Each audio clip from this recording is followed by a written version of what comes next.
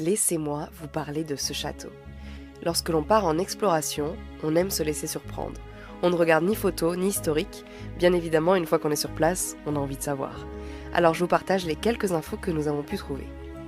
Le domaine sur lequel se trouve ce château remonte au XVIIe siècle, lorsqu'il appartenait à une famille de riches négociants de la région.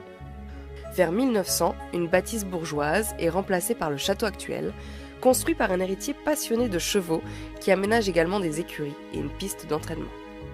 Le parc est embelli avec des arbres précieux, un lac, une fontaine et même des belvédères. Le château devient réputé pour être une des plus belles demeures de la côte. Durant la Seconde Guerre mondiale, le château sera occupé par les Allemands. Après celle-ci, le domaine sera vendu et devient un centre de vacances pour enfants. Chaque été, il accueillera plus de 400 enfants de la France entière. Abandonné au début des années 90, il subit un incendie en 96.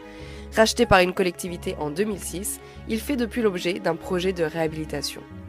Aujourd'hui, le domaine est un espace naturel préservé de 22 hectares, comprenant un parc boisé, un lac, ouvert au public pour des activités de détente et de loisirs. Le château, quant à lui, n'a pas encore été réaménagé et je ne sais pas s'il le sera un jour.